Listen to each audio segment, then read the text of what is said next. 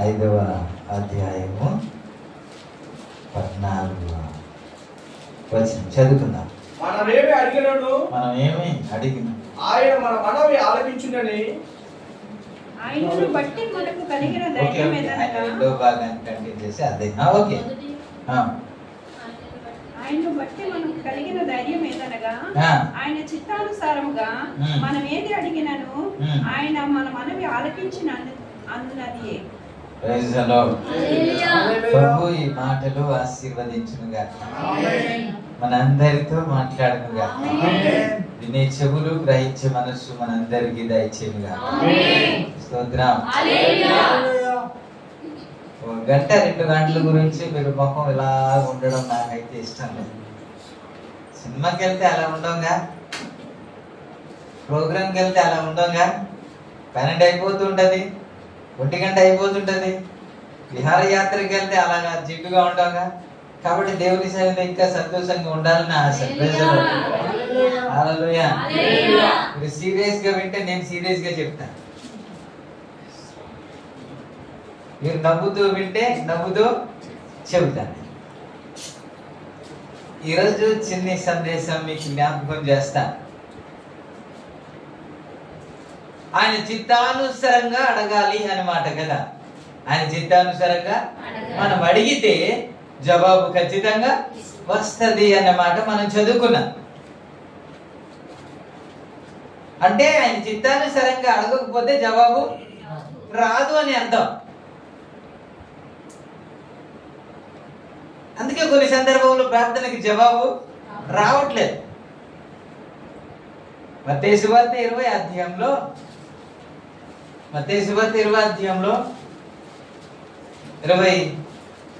22వ వచనంలో ప్రభువారు యేసు ప్రభువారు చెప్పిన మాట, మీరు ఏమి అడుగుచున్నారో మీకు తెలియదు అన్న కదా. మీరు ఏమి అడగడం అంటే ప్రార్థన చేయడమే కదా. అడుగుడి మీకు ఇవ్వకూడదు అంటే ప్రార్థనే కదా. అసలు మీరు ఏం అడుగుతున్నారు మీకే తెలియదు అంట. ఎలా అడగాలి అనేది కొన్ని చెప్పాడు దేవుడు, ఎలా ప్రార్థన చేయాలి అని కొన్ని చెప్పాడు. కాబట్టి ఈరోజు రాత్రి ఎలా చేయకూడదు, ఎలా చేయాలి, ఎలా ప్రార్థన చేయకూడదు, ఎలా ప్రార్థన చేయాలి, ఎలా చేయకూడదు అనేది ఒక 4, ఎలా చేయాలనేది ఒక 4 చెప్పి నేను ముగిస్తాను. అది గంట అయినా అదే. కాబట్టి దేవునికి స్తోత్రం. ఓపిక ఎంత ఉందో చూస్తాను. నిజంగా ఆయనకి నేను కొద్దిగా మైండ్ చిరాకుంటే అయ్యా నేను పెట్టాను కదా ఒకసారి చూడండి బాగుందా అని పెట్టారా, ఓకే అనేసాను. నిజానికి ఇది సంపూర్ణ రాత్రి ప్రార్థన కాదు. ఇది సంపూర్ణ రాత్రి ప్రార్థన కాదు. సంపూర్ణ రాత్రి ప్రార్థన అంటే తెల్లవార్లు చెయ్యాలి. అక్కడ జరిగేది. కరోనా వచ్చిన తర్వాత ఆగిపోయింది. ఇప్పుడు మరలా కొద్ది స్టార్ట్ చేశారు. తెల్లవారు వరకు చేయడమే సంపూర్ణ రాత్రి ప్రార్థన. 12 గంటల అని బెల్లు కొట్టింది అనుకో, ఇంకా ముగించలేదంటే మాస్టర్ గారు, ఇది సంపూర్ణ రాత్రి కాదు. ఇంకా చెప్పాలంటే ప్రతిరోజు 12 గంటలకి మనం పడుకోం కదా. పడుకుంటామా? లేదు. కాబట్టి ఇది పెద్ద టైం ఏమి కాదు. ఈరోజు తెగిద్దాం ఎంతైనా సరే దేవునికి ఎంతైనా 2 గంటలైనా సరే ప్రభు సన్నిధిలో ఉండడానికి ప్రయత్నం చేద్దాం. మీకు సహాయం చేయనుగా. హల్లెలూయా. ఇలాగ అంటూ ఉంటే నాకు కూడా నీరసం వచ్చేస్తుంది.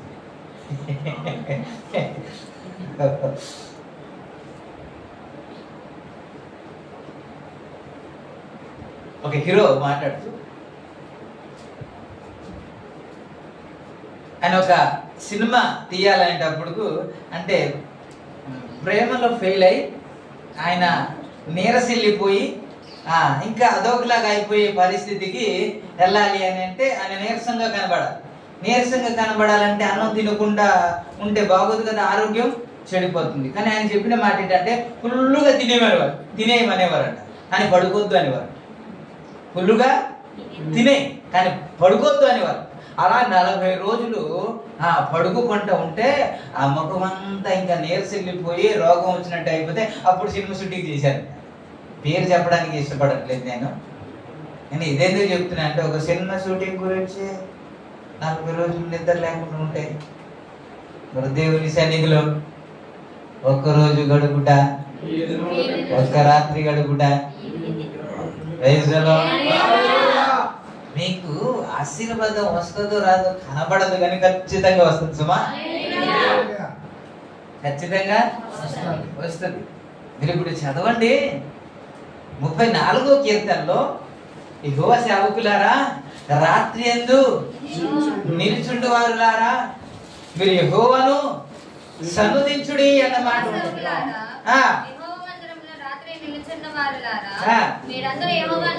మీరందరూ యెహోవాను సన్నుతించుడి, పరిశుద్ధ స్థలం వైపు మీ చేతులెత్తి యెహోవాను సన్నుతించుడి అంటూ అప్పుడు జరిగేది ఏంటో తెలుసా? సియోనులో నుండి నిన్ను ఆశీర్వదిస్తాడంట. నేను అనుకుంటాను మనోహర్ గారు రాసిన పాట ఈ కీర్తన పట్టుకొని మనము స్తుతిస్తే ఆ స్తుతి ఏమో పరమునకు వెళ్తే ఆశీర్వాదము కిందకి దిగి వస్తది అనే పాట దీన్ని బట్టి రాసాడేమో అనిపిస్తుంటది. దేవుని హల్లెలూయా. కాబట్టి రాత్రికాల సమయంలో మన ఊరికే నిల్చోడానికి రాలేదు, ప్రభుని స్తుతించడానికి వచ్చాం. దేవునికి స్తోత్రం. స్తుతించే వారిని ఖచ్చితంగా సియోను నుండి దేవుడు దీవిస్తాడు. ఆయన సన్నిధిలో గడిపిన వారిని ప్రభు ఖచ్చితంగా దీవిస్తాడు. కాబట్టి మీ ప్రయాస వ్యర్థము రాదు. గమనించండి. ఎవరో రాలేదు, ఎవరో వచ్చారని పక్కన పెట్టండి. మీరు వచ్చారుగా, మీ దీవెన ఖచ్చితంగా మీకు ఉండాలి. మనం ఏం బాధపడలేదు తెలుసా? వాళ్ళు దీవెన పొందుకోలేకపోయారా అని తప్ప ఇంకొకటి అయితే సరే. మనం వెళ్ళిపోతాం. ఎలా ప్రార్థన చేయాలి, ఎలా ప్రార్థన చెయ్యకూడదు అని ఇదొక 4 అదొక 4 చెప్పడానికి ప్రయత్నం చేస్తాం. యోహాను సువార్త 9వ అధ్యాయం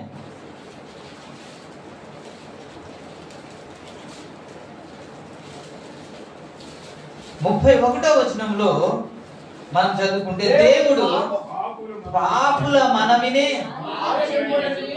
ఆలకింపడు. ఎవరు ప్రార్థన ఆలకించడు అంటే, హృదయంలో పాపం ఉంచుకొని ప్రార్థన చేస్తే ఆ ప్రార్థనకు జవాబు రాదు. కాబట్టి హృదయంలో పాపం ఉంచుకొని ప్రార్థన చెయ్యకూడదు. మీరు ఎన్ని రోజులు చేసినా, ఎంత సేపు చేసినా, ఎన్ని గంటలు చేసినా గుడారంలో కానీ పాపం ఉంటే, హృదయంలో కానీ పాపం ఉంటే మన ప్రార్థన దేవుని సన్నిధికి చేరదు అన్నమాట బైబిల్ చెబుతుంది.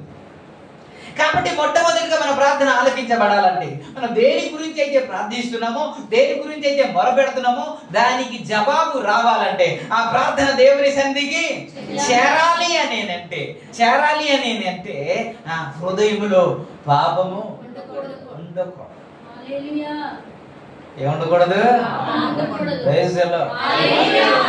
పాపము పెట్టుకొని, హృదయంలో పాపము పెట్టుకొని మనం ఎంత ప్రార్థన చేసినా, యెహోవాని దీవించినయ్యా, వారిని కాపాడయ్యా, వారిని స్వస్థపరచు అని ఎంతసేపు మీరు ప్రార్థించినా సరే మీ ప్రార్థనకు నా ప్రార్థనకు జవాబు అయితే ఖచ్చితంగా రాదు సార్.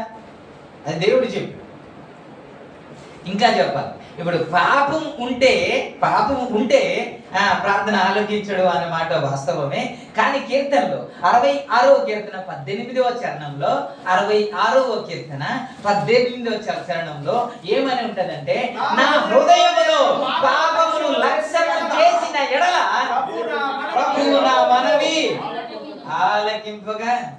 నన్ను కనిపిస్తే బాగుండు, అందరు కనబడండి అయ్యా, నాకు మీ ముఖాలు చూడాలని నా ఆశ.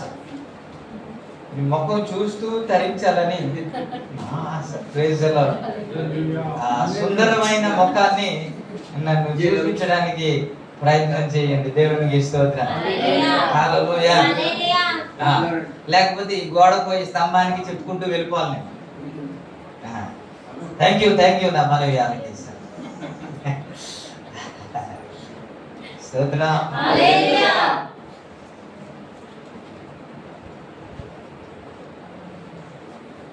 ఇప్పుడు చెప్పండి, దావీదు మాట్లాడుతున్న కీర్తనకారుడు మాట్లాడుతున్న మాట ఏంటంటే, నా హృదయములో నేను పాపమును లక్ష్యము చేసిన ఎడల ప్రభు నా మనవి. లక్ష్యం అంటే ఏంటి? తెలుగు రాదు, అందుకే మీకు చెప్పాలి. లక్ష్యం అంటే ఏంటంటే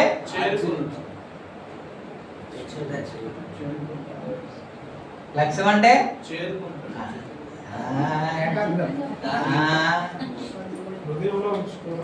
తెలుగేనా మంది? లక్ష్యం అంటే ఆ లక్ష్యము కాదు సుమా. ఇక్కడ వ్రాయబడిన మాట, నేను పాపమును లక్ష్యము చేయడం అంటే ఇష్టపడిన ఎడల.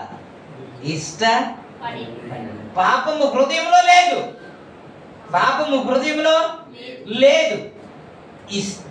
ఇష్టం కూడా ఉండకూడదు. ఇప్పుడు చెప్తాను, మనం మందు తాగం. ఏంటి? మనం మందు తాగం, కానీ అక్కడ తాగుతూ ఉంటే స్టెప్ వేసుకొని కదా, ఫ్రై కానీ తర్వాత కరపులలో గుచ్చుతారు కదా, ఏంటంటే కబాబులలో అవి చేసుకుని కొద్ది కారం వేసుకొని కొద్ది ఇద్దరు ముగ్గురు కూర్చొని వాళ్ళు నవ్వుతూ ఒక్కొక్కటి నంచుకుంటూ కొద్ది పెంగేసుకుంటే అటువైపు చూసి అవుతున్నారే అని కదా. అలా ఇంకా కొంతమంది మనమైతే లోకానుసరంగా ప్రేమ అయితే మనకు లేదుగా, అలాంటివి ఏమీ లేదు. కానీ కొంతమంది లవర్స్ కూర్చొని మాట్లాడుతూ ఉంటే జంటతో లేకుంటే కదా లేదు అంటున్నారు. ఓకే, పాపం అయితే మనలో లేదు. బైబిల్ ఏం చెప్తుంది తెలుసా? యెహోవా యందు భయభక్తులు కలిగి ఉండుట అనగా చెడుతనమును విసర్జించుట కాదు, అసహ్యించుట. మనం యెహోవా యందు భయభక్తులు కలిగి జీవిస్తున్నాము అని దాని అర్థం ఏంటో తెలుసా? చెడుతనము కనబడగానే, పాపము కనబడగానే అసహ్యించుకోవడమే దేవుని యందు భయభక్తులు కలిగి. పాపముల గురించి ఏ మాత్రం ఇష్టం మనకు ఉండకూడదు. ఆ పాపము కనబడినప్పుడు మనకి ఎలా ఉండాలి అని అంటే, బహుశా ఐటీఐ జంక్షన్ లో ఆయన షోరూమ్ లో పనిచేసేటప్పుడు మున్సిపాలిటీ వాళ్ళు వచ్చి ముందు పెట్టేశారు. ఏంటంటారు? ఆ చెత్త కుండ పెట్టేశారు. చాలా కంపు, అటువైపు వెళ్తే భయంకరమైన కంపు. ఎలా భరించేవారో తెలియదు కానీ భయంకరమైన కంపు. అక్కడికి వెళ్ళిన తర్వాత భలే ఉందే వాసన అంటావండి అను. అది ఎవడైనా సరే ముక్కు మూసుకొని అలవాల్సిందే. ఎందుకు ఈ మాట చెప్తున్నానంటే, పాపము కనబడినప్పటికీ కూడా నీకు అలాగే మనసు రావాలంట. పాపము మనకి హృదయంలో ఆశ పుట్టకూడదు. దేవునికి స్తోత్రం. ఇప్పుడు పాపం ఉంటే ప్రార్థన ఆలకించడు, పాపాన్ని ఆశ పెట్టుకుంటే కూడా అని ఉంటది కదా. బైబిల్లో ఉంటది 28వ అధ్యాయము సామెతల గ్రంథం 13వ వచనంలో ఏమని ఉంటది అని అంటే, అతిక్రమమును దాచిపెట్టుకునివాడు వర్ధిల్లడు గాని విడిచిపెట్టువాడు కనికరమును పొందుదుడు. మనము తప్పు చేస్తాం, ప్రార్థన కూడా చేస్తాం, ఒప్పుకుంటాం కదండి. మనం పాపం చేస్తాం, ప్రభు సన్నిధిలో ఒప్పుకుంటాం కదండి. మనము అందుకే మనకి ఒక ధైర్యం ఏంటంటే, పాపము చేశాను కానీ నేను ఒప్పుకున్నానుగా అని ఒక ధైర్యం ఉంటుంది. ఒప్పుకున్నాను కాబట్టి ప్రభు దేవుడు నా ప్రార్థన ఆలకించాడు అని మనం అనుకుంటాం. ఏమంటారంటే, మీరు ఒప్పుకున్నారు కానీ క్షమాపణ అయితే రాదు సుమా. మీరు ఒప్పుకున్న క్షమాపణ మీకు రాదు. ఎందుకని అని అంటే ఆ పాపము మళ్ళా రేపు చెయ్యను అని విడిచిపెట్టి ప్రార్థన చెయ్యాలి. మనం ఒప్పుకుంటాం, కానీ రేపు యథావిధిగా అదే. ఈరోజు అనకూడని మాట అనేసానయ్యా, కోపపడేసానయ్యా, నా కోడల్ని తిట్టేశాను, మా అత్తని గసిరేశాను అని ప్రభు సన్నిధిలో ఒప్పుకుంటాం. కానీ రేపు యథావిధిగే కదా. రేపు నుంచి అది దాని జోలికి వెళ్ళకూడదని ఒక నిర్ణయం తీసుకొని ప్రభు సన్నిధిలో ప్రార్థన చేస్తే ప్రభు క్షమిస్తాడు. ఈ తీర్మానం లేకుండా తప్పు చేసేయడం ప్రభు దగ్గరికి వచ్చి అవుతుంటారా? ఆయన్ని క్షమించడమేనా ఆయన పని? ఇంకేం ఉండదా ఆయన పని? తప్పు చేసేయడం మళ్ళా రేపు యథావిధిగే. అయ్యో రేపు చేయను అని సోయి ఉండదు, అయ్యో రేపు చేయకూడదు అని ఒక ఇది ఉండదు. కాబట్టి విడిచి పెడతాను అనే తీర్మానం లేకుండా ప్రభు సన్నిధిలో ఒప్పుకుంటే దేవుడు క్షమించడు. ఆశ మనలో ఉండకూడదు. దేవునికి ఇష్టం రేపు మళ్ళా నేను చెయ్యాలి అనే ఒక ఆశ ఉండకూడదు. మీరు 7వ అధ్యాయం యెహోషువ 7వ అధ్యాయానికి వెళ్ళిపోతే అక్కడ ఒక మాట ఉంటుంది.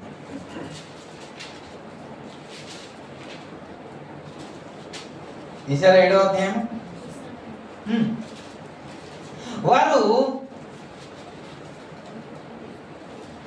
6వ వచనం నుండి యెహోషువ తన బట్టలు చింపుకొని తానును ఇశ్రాయేలును పెద్దలను సాయంకాలం వరకు యెహోవా మందసము ఎదుట నేల మీద ముఖములు మోపుకొని తమ తలల మీద ధూళి పోసుకొని, అయ్యో ప్రభువా యెహోవా మమ్మును నశింపజేయనట్లు అమోరీల చేతికి మమ్మను అప్పగించుటకు ఈ జనులను యోర్దాను ఎందుకు దాటితివి? మేము యోర్దాను అవతల నివసించుట మేలు, ప్రభువా కనికరించుము. ఇశ్రాయేలు తమ శత్రువుల ఎదుట నిలవలేక వెనుకకు తిరిగినందుకు నేనేమి చెప్పగలను? కానానీయులను ఈ దేశ నివాసులందరూ విని మమ్మను చుట్టుకొని మా పేరు భూమి మీద ఉండకుండా తుడిచివేసిన ఎడల ఘనమైన నీ నామం గురించి నేనేమి చేయుదునని ప్రార్థన చేయగా ప్రభు మాట్లాడుతున్న మాట యెహోవా యెహోషువతో ఇట్లానని, లేవు అసలు నువ్వు ఎందుకు ప్రార్థన చేస్తున్నావు అన్నాడు. ఆయన ప్రార్థన చేస్తుంటే అసలు నువ్వు ఎందుకు ప్రార్థన చేయలే? గుడారంలో పాపం ఉంది, నీ ప్రజలు పాపం చేశారయ్యా, శపించబడిన వాటిని కొన్ని తెచ్చుకున్నారయ్యా, గుడారంలో పెట్టుకున్నారయ్యా, ఎందుకు నష్టం జరుగుతుంది, ఎందుకు విజయం లేదు, ఎందుకు ప్రార్థన ఆలకించబడట్లేదు అని అంటే గుడారంలో ఏముంది? గుడారంలో పాపం ఉంది. గుడారంలో పాపం ఉన్నంత వరకు విజయం ఉండదు. గుడారంలో పాపం ఉన్నంత వరకు ప్రభు ప్రార్థన ఆలకించాడు. ఆలకిస్తేగా జవాబు వస్తుంది. ప్రార్థన పైకి వెళ్తేగా జవాబు దిగి వస్తుంది. ప్రార్థన వెళ్ళకుంటే ఇక్కడే ఉండిపోతే మనం ఎన్ని గంటలు ఎన్నిసార్లు ప్రార్థన చేసినా సరే జవాబు స్తోత్రం. స్తోత్రం అనడానికి కానీ హల్లెలూయా చెప్పడానికి కానీ మీరు ప్రయత్నం చేస్తే ఖచ్చితంగా మీకు నిద్ర రాదు. అలా విన్నారనుకోండి, ఆడు కూర్చుంటాడు. ఇప్పటికే ఇలాగ అవుతున్నారు చాలా మంది. మొహం కడుక్కుంటండి దేవుడిని తీసుకెళ్తారు. అందుకే ఈ అరవడం దేనికి తెలుసా? 10 సార్లు స్తోత్రం స్తోత్రం అని చెప్పండి అని ఎందుకు అని అంటే వాడు నెత్తి మీద కూర్చుంటాడు కాబట్టి. వాడిని తరిమి కొట్టాలంటే మీరు ఇప్పుడు ఏం చేస్తుంటే హల్లెలూయా అనగానే హల్లెలూయా అనేసి కొడుతూ ఉంటారు. అక్కడ ఉన్నారు అనుకుంది పిల్లలైనా అని కొడుతుంది. అప్పుడు నిద్ర రాదు. దేవునికి స్తోత్రం. ఏం ప్రార్థన చేయాలి? హృదయంలో పాపం ఉంచుకొని ప్రార్థన చేస్తే జవాబు. పాపం ఉంచుకొని మనం ప్రార్థన చెయ్యకూడదు. దేవునికి స్తోత్రం. హల్లెలూయా. ఎక్కువ వివరణకు వెళ్ళకుండా ఇప్పుడు అని ఇది 4 అది 4 చెప్పేస్తానంటే ఒకటే. సరే ఓపిక పట్టండి. ఈరోజు నాకు క్షమించాలి, నీకు పూర్తిగా చెప్తేనే మీకు అర్థమవుతుంది. స్తోత్రం.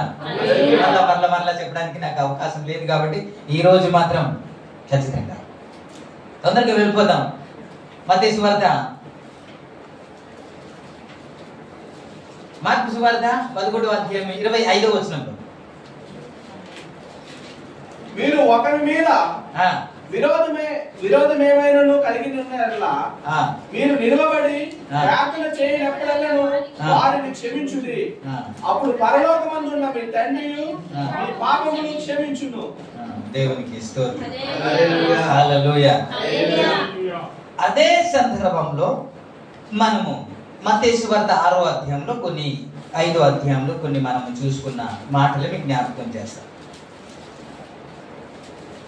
22వ వచనంలో మీరు చూస్తూ ఉన్నారు, నేను మీతో చెప్పినదేమనగా తన సహోదరుని మీద కోపపడు ప్రతివాడు విమర్శకు లోనగును, తన సహోదరుని చూచి వ్యర్థుడా అని చెప్పువాడు మహాసభకు లోనగును, ద్రోహి అని చెప్పువాడు నరకాగ్నికి లోనగును అని చెబుతూ 23లో కావున నీవు బలిపీఠము వద్ద అర్పణము అర్పించుచుండగా నీ మీద నీ సహోదరునికి విరోధం ఏమైనా కలదని అక్కడ నీకు జ్ఞాపకం వచ్చిన ఎడల అక్కడ బలిపీఠము ఎదుటనే నీ అర్పణము విడిచిపెట్టి మొదట వెళ్ళి నీ సహోదరునితో సమాధాన పడు, అటు తర్వాత వచ్చి నీ అర్పణను అర్పించు. బలిపీఠం అంటే ఏంటి? ప్రార్థన జీవితమే కదండి. ఈ ప్రార్థన జీవిత బలిపీఠం దగ్గరికి వచ్చి మనం అర్పణ అర్పించుచుండగా, ఆ అర్పణ అర్పించుచుండగా ఏమైనా మనకి తేడా ఉంది అనేసి ఎవరి గురించి అయినా సరే మనకు గుర్తొస్తే వెంటనే అక్కడ పెట్టేసి మనం వెళ్ళిపోయి సమాధాన పడిపోయి మరలా వచ్చి అర్పించు. ఎందుకు అలా చెప్పాడు అని అంటే, నువ్వు సమాధాన పడకుండా ఇక్కడ బలి అర్పించినా సరే, నువ్వు ప్రార్థన చేసినా సరే నీ అర్పణ అంగీకరించబడదు, నీ ప్రార్థన కూడా అంగీకరించబడదు అని బైబిల్. దేవునికి స్తోత్రం. ఇప్పుడు అలా చేసావు, చాలా మంది గురించి గుర్తొస్తుంది కదా. మరి ఫోన్ చేసి అయినా చెబుతామా అంటే ఎవరిని చెప్పాం కదా, కానీ ప్రార్థన మాత్రము ప్రభువా నన్ను దీవించు, నా కుటుంబంలో ఒక అద్భుత కార్యము చేయనైనా, ఏదో వింత కార్యం ఒకటి చేయనైనా అని ప్రభు సన్నిధిలో ప్రార్థన చేస్తాం, అయినా జవాబు రాలేదు. అయితే మీరేమంటారంటే, నాకు ఎవరితో గొడవలు లేవు, ఎవరితో విభేదాలు లేవు అంట. లేవు, నిజమే, మీకైతే లేదు. మీరు ఎవరికి ఏమి మీ హృదయం స్వచ్ఛ ఏంటంటారు, యథార్థంగానే ఉంది అందరి పట్ల. కానీ బైబిల్ చెప్పిన ఇప్పుడు బాగా చదవండి 23, కావున నీవు బలిపీఠము వద్ద అర్పణ అర్పించుచుండగా, ఇప్పుడు మీరు చదవండి, నీ మీద, ఎవరి మీద? నా మీద, నా సహోదరునికి ఏదైనా, ఆడి మీద నాకేం లేదు, నీ మీద ఆడుకుంది. నీ మీద ఆడుకుంటే ఎవరు వెళ్ళాలంట? అదేంటి,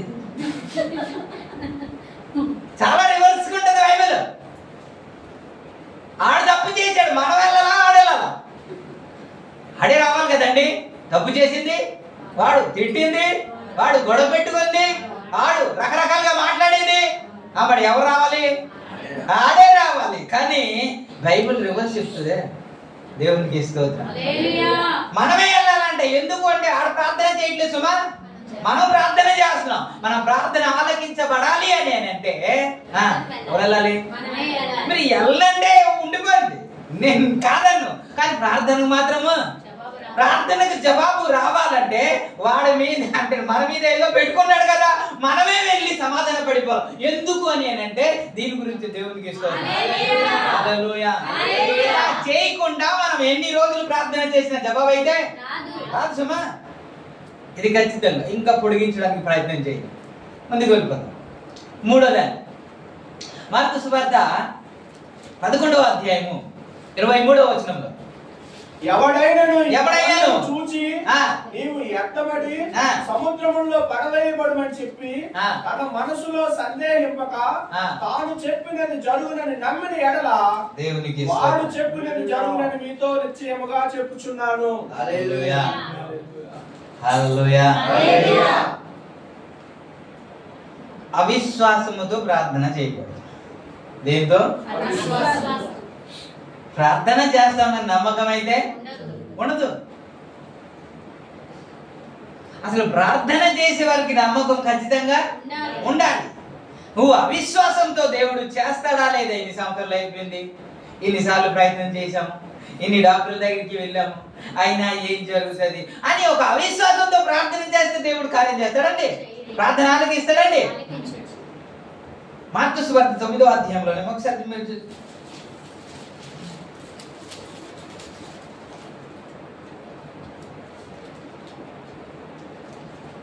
19వ వచనం ఒకసారి చదువుదాం.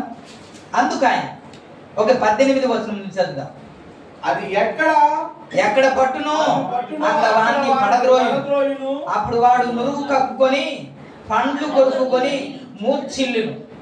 దానిని వెళ్ళగొట్టమని నీ శిష్యులను అడిగి తిని గాని అది వారి చేత కాలేదని ఆయనతో చెప్పాడు. అందుకాయన అంటే యేసు ప్రభువు అందుకాయన విశ్వాసం లేని నేను ఎంతకాలం మీతో నుండును, ఎంతవరకు నిన్ను సహించును, వారిని నా యొద్దకు తీసుకుని రండి అని వారితో చెప్పగా. దేవుడు కోపపడిన మాట ఏదైనా ఉంది అంటే ఇదేనండి. విశ్వాసం లేని వారిని చూసినప్పుడు దేవుడు ఎలా మాట్లాడితే ఎంతవరకు మీతో ఉండాలి, ఎన్నిసార్లు వాక్యం చెప్పాలి, ఎన్నిసార్లు ఇంకా మీకు రుజువు చేయాలి, ఇంకా మీకు విశ్వాసము లేదు అన్నట్టు మాట్లాడు. కాబట్టి అవిశ్వాసముతో ప్రార్థన చేస్తే నీ ప్రార్థనకు జవాబు రాదు. యాకోబు రాసిన పత్రిక 1వ అధ్యాయం, యాకోబు రాసిన పత్రిక 1వ అధ్యాయం 5వ వచనములో ఏమని ఉంటదంటే, ఎవరికైనా జ్ఞానమును పొదువైన వెడల అతడు దేవుణ్ణి అడగవలెను, అప్పుడు అతడికి అనుగ్రహించబడెను అనే మాట ఉంటది కదా. ఓకే, తల ఎత్తండి ఒకసారి చెప్తాను. ఇప్పుడు ఏమి చెప్పాడు దేవుడు? ఎవరికైతే జ్ఞానం లేవు ఒక్క రోజుకి ఏమవుదు నీకు, ఒక్క రోజుకి ఏమైపోదు. నువ్వు దేవుని సన్నిధిలో ఉన్నా ఇప్పటికే దేవునికి ఇష్టం ఏమవుతుంది? ఎక్కడున్నా? ఇప్పుడు జ్ఞానం ఎవరికైతే లేదు ఏం చేయాలి? ప్రభు దగ్గర ప్రార్థన చేస్తే ఖచ్చితంగా జ్ఞానము. మీరు అనుకుంటున్నారు కదా నాకు జ్ఞానం లేదండి అని అనుకుంటున్నారు కదా, ఈ వచనం మనకు దొరికింది కదా. ఎవరికైతే లేకపోతే ప్రభు దగ్గర ప్రార్థన చేస్తే ఖచ్చితంగా వారిని దేవుడు ఇస్తాడు అని కదా చెప్పాడు. దేవుడు చెప్పాడంటే ఖచ్చితంగా చేస్తాడు. కానీ కానీ కింద వచనంలో ఏమన్నాడంటే, అతడు ఏ మాత్రమును సందేహించగా ఇది ఆవిడ చదవడం, పై వచనమే కావాలి, ఇది మాత్రం ఆవిడ చదవడం. జ్ఞానం అడిగేస్తాం, ఎలా అడగాలంట? ఏ మాత్రమును సందేహించకుండా, అంటే 1% కూడా సందేహము ఉండకూడదు అంట. అలా ప్రార్థన చేస్తే దేవుడు తొందరగా వెళ్ళిపోతా. లూకాసు వార్త 18వ అధ్యాయం 1వ వచనంలో ఆయన ఏమన్నాడంటే, వారు ఇసుకక నిత్యము ప్రార్థన చేయనట్లు ఆయన వారితో ఈ ఉపమానము చెప్పెను అన్నమాట. ఎలా ప్రార్థన చేయాలంట? ఇసుక అంటే అక్కడ ఏమని ఉంటదంటే, ఒక విధవరాలు ఉంది, ఒక న్యాయాధిపతి ఉండేవాడు, అతడేమో మనుషులకు భయపడ్డు, దేవునికి భయపడ్డు. ఆమె అతని దగ్గరికి వచ్చి, అయ్యా నాకు న్యాయము తీర్చవా అని అడుగుతుంది.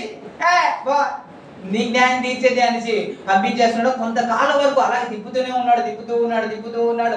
అడుగుతుంది, ఆయన ఏం చేయట్లేదు. అడుగుతుంది, ఆయన ఏం తీర్పు తీర్చట్లేదు. అప్పుడు ఒక దినాన్ని అనుకున్నాడంట, ఈమె ఏంటి, నేను దేవుడికి భయపడను, మనుషులు కూడా లక్ష్యం చేయను, కానీ ఈవిడేంటి నాకు తొందర పెడుతుంది మాటికి వచ్చి అని చెప్పేసి ఇంకా రాకుండా ఉండాలంటే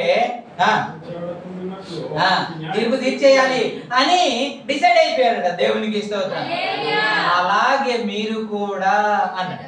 అలాగే మీరు కూడా అంటే ఒకవేళ జరగకపోయినా, జరుగుతుందని అవకాశం కనబడకపోయినా, అది నెరవేర్చబడుతుంది అని మనకు నమ్మకం లేకపోయినా ఇసుకక్క ఏం చేయాలా?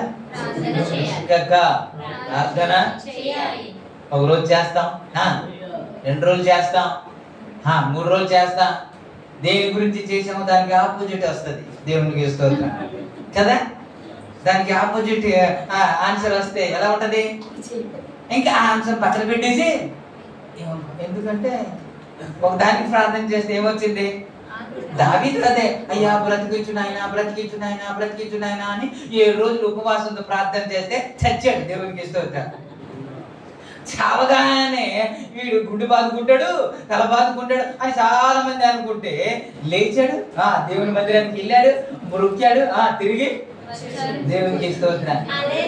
అందుకే దావీదు పరిశుద్ధ గ్రంథంలో చరిత్రలో నిలబడ్డాడు.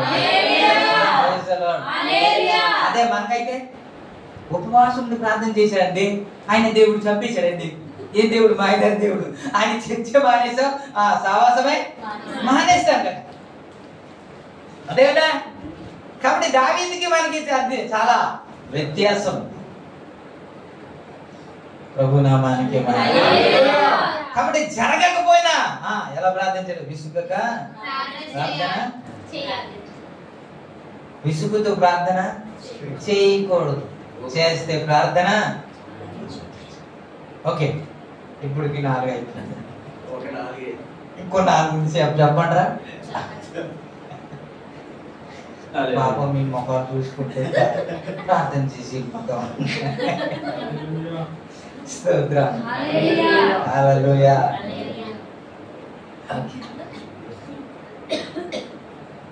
ఇది చాలా అవసరము. నేను వాక్యంలో రాజుల గ్రంథం, మొదటి గ్రంథం 18వ అధ్యాయము 41-42 వచనం చదువు. పిమ్మట ఏలియా విస్తారమైన వర్షము పని పుట్టుచున్నది, నీవు పోయి భోజనము చేయమని అహాబుతో చెప్పగా అహాబు భోజనము చేయబోయాను. గాని ఏలియా కర్మేలు పర్వతం మీదకి పోయి నేల మీద పడి ముఖము మోకాల మధ్య ఉంచుకొని అన్నమాట ప్రార్థన చేస్తున్నాడు. ఎలాగా? ఆయన నేల మీద పడి మోకాల మధ్య తల పెట్టుకొని ప్రభు సన్నిధిలో ప్రార్థన చేస్తున్నాడు. దేవుని మీరు ఎలా ప్రార్థన చేస్తున్నారు నాకైతే తెలియదు, కానీ ఏలియా ఒక ప్రార్థన ఆలకించండి. ఎలా చేయకూడదు అని చెప్పాను. ఇప్పుడు ఎలా ప్రార్థన చేస్తున్నాడు అంటే భారముతో ప్రార్థన చేస్తున్నాడు. ప్రార్థనలో భారం ఉండాలి. భారము లేని ప్రార్థన నీకు జవాబు తీసుకొని రాదు.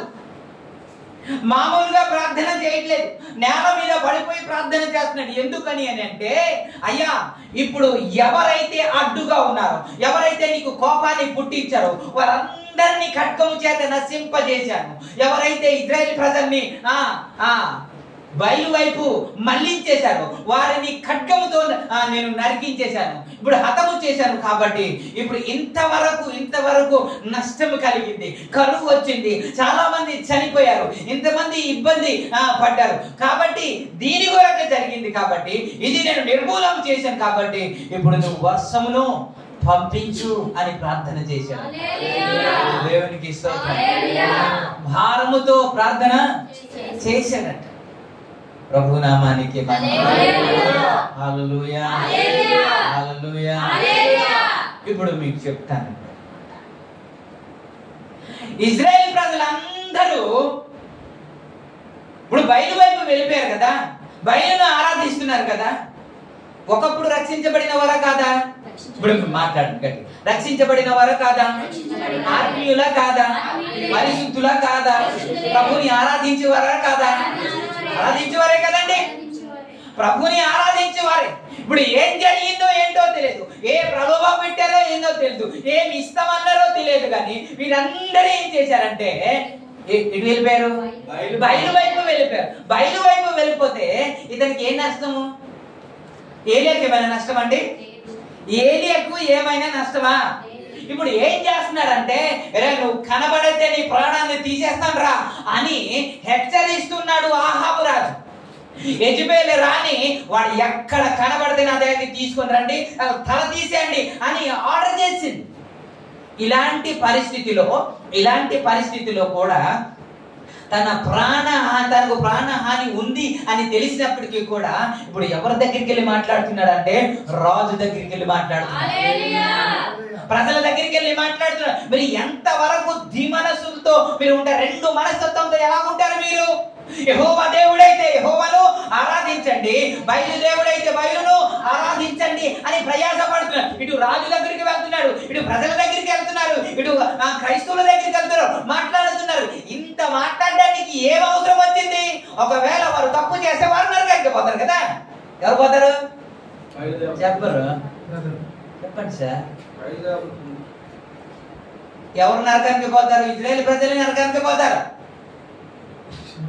వారే శిక్షించబడతారు, వారే నాశనం అయిపోతారు. కానీ ఏలియాకి ఏమవదు కదా? అవుతుందా? ఏమవదు కదా. కానీ ఇతడు ప్రయాసపడుతున్నాడు, ఇతడు ప్రయాసపడి ప్రయత్నం చేస్తున్నాడు. దేవునికి స్తోత్రం, ప్రభునామానికి హల్లెలూయా. ఎక్కడున్నాం? ఇశ్రాయేలు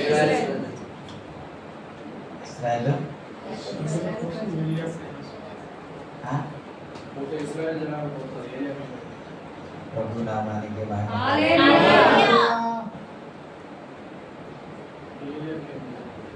ఏలియా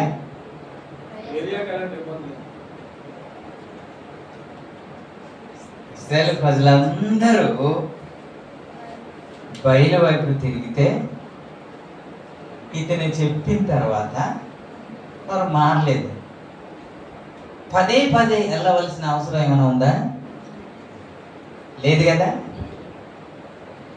కానీ ఏలియా పదే ప్రయత్నం చేస్తున్నారు. చేశాడా లేదా? ఇప్పుడు ఏలియా ఇలాగ అనొచ్చు, అరే వస్తే రండి, లేకపోతే వస్తే బ్రతుకుతావు, లేకపోతే సస్తావు, వస్తే నరకం తప్పించబడతావు, లేకపోతే సస్తావు, నీకే నష్టం అని చెప్పొచ్చా లేదా? కానీ ఏం చేస్తున్నాడు? ప్రయాసపడుతున్నాడు. తప్పిపోయిన వారిని మరలా తీసుకొని రావాలని ప్రయాసపడుతున్నాడు. బైబిల్ చెబుతుంది నీతిమంతులు 7 మార్లు పడిపోతారని బైబిల్ చెబుతుంది. 7 మార్లు పడిపోతారు. వారు పాపం చేస్తారు, తప్పు చేస్తారు, బలహీనులు వారు పాపం చేస్తారు. కానీ వారిని లేపేవారు కావాలి, దేవుని వారిని నిలబెట్టేవారు కావాలి. ఇంతమంది నాశనం అయిపోతే, ఇంతమంది బయలు దేవతలు పూజిస్తా ఉంటే రే చస్తారా, నరకానికి పోతారా అని ఊరుకోలేదు ఈయన. వారు మరలా తిరిగి వచ్చే వరకు ప్రయాసపడుతున్నారు. వారు మనసు పొందే వరకు ప్రయాసపడుతున్నారండి. అలా ప్రయాస పడితేనే గాని, అలా కష్టపడితేనే గాని, ప్రాణము తెగించి ముందుకు వెళ్తేనే గాని ఇశ్రాయేలు ప్రజలు మరలా యెహోవా దగ్గరికి రాలేదండి. యెహోవా దగ్గరికి రావాలి అని అంటే ఇతడు తన ప్రాణాన్ని గుప్పెల్లో పెట్టుకుని రాజుతో మాట్లాడాలి. ఏమైనా ప్రయత్నం చేసి ఇది కలిసి వస్తుందంటే ఏమీ కలిసి రాదు. కానీ ప్రార్థన చేస్తున్నాడండి వారి కొరకు, ప్రయాస పడుతున్నాడండి వారి కొరకు. దేవునికి స్తోత్రం, హల్లెలూయా. అలా ప్రయాస పడితే ఒక దినాన దేవుడు కార్యం చేస్తే, ఏలియా ప్రార్థన దేవుడు ఆలకించి ఆ ఆకాశం నుండి అగ్ని కురిపిస్తే ఇప్పుడు ఎవరైతే బయలుదేవుడు అన్న వారందరూ ఇప్పుడు ఏమంటున్నారంటే యెహోవాయే దేవుడు. దేవునికి స్తోత్రం. హల్లెలూయా.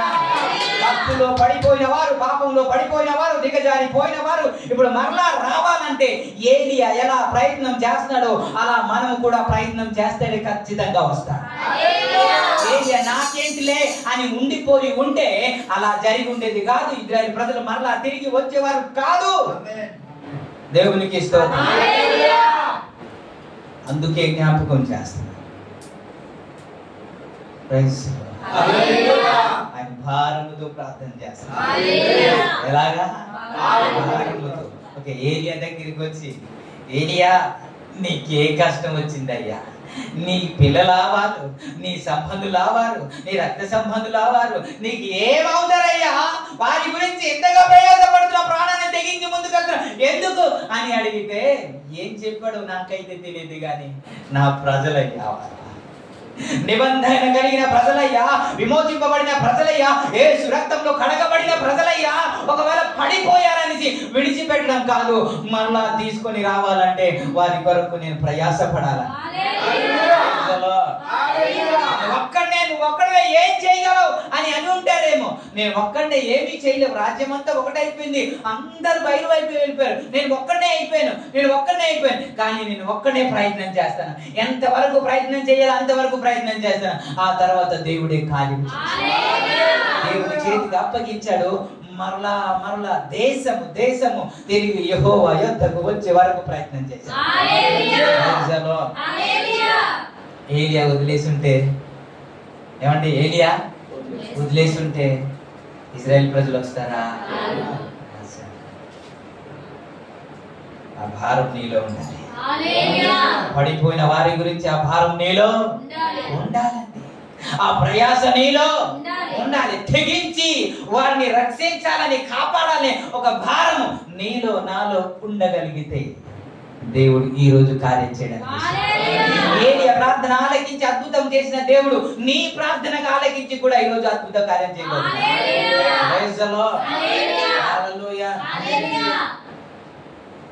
బాగా చెప్పాను.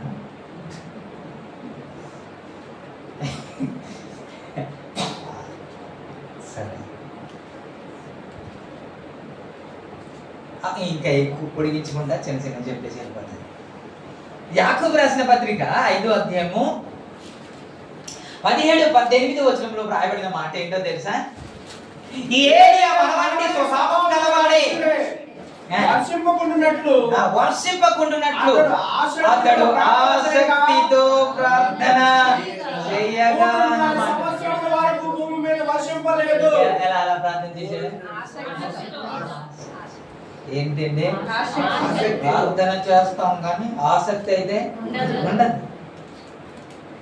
అపొస్తలుల కార్యం 12వ అధ్యాయం 5వ వచనంలో ఏం చూస్తాం? పేతురు చెరసాల్లో వేయబడిను, సంఘమైతే ఆ సంఘము అత్యాసక్తితో ఎలా మనం ఎలా ప్రార్థన చేయాలా? ఆసక్తితో ప్రార్థన చేయాలి. దీని గురించి వివరించుకుంటా ముందుకు వెళ్తాం. ఓకేనా? ఇంకా ఎలా ప్రార్థన చేయాలి అని అంటే కన్నీళ్లతో ప్రార్థన చేయాలి. మన యేసు ప్రభు వారే కన్నీళ్లతో ప్రార్థన చేశారటండి. మీరు ఆరాధిస్తున్న దేవుడే, మీరు సేవిస్తున్న యేసు ప్రభువే కన్నీళ్లతో ప్రార్థన చేశారట.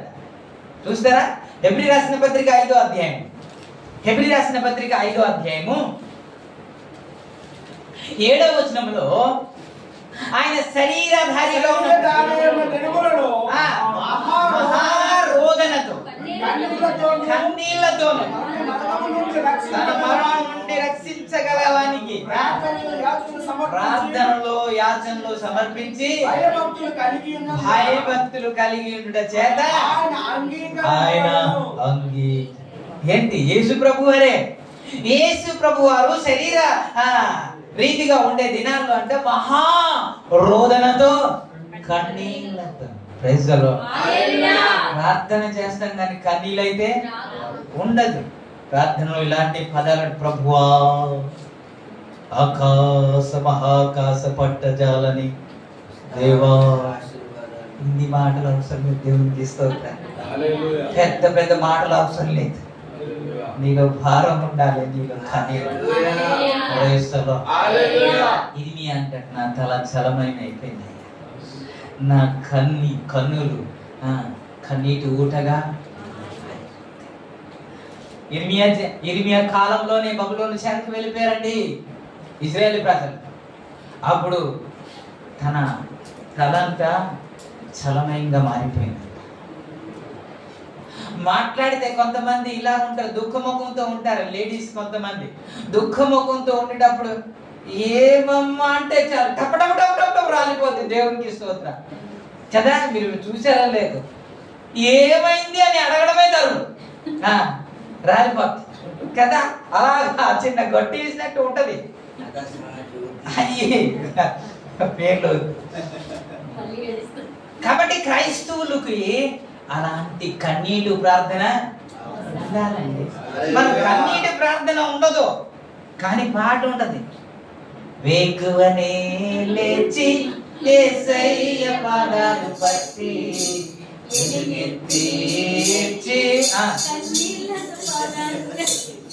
చెప్పండి, పాడట్లేదు.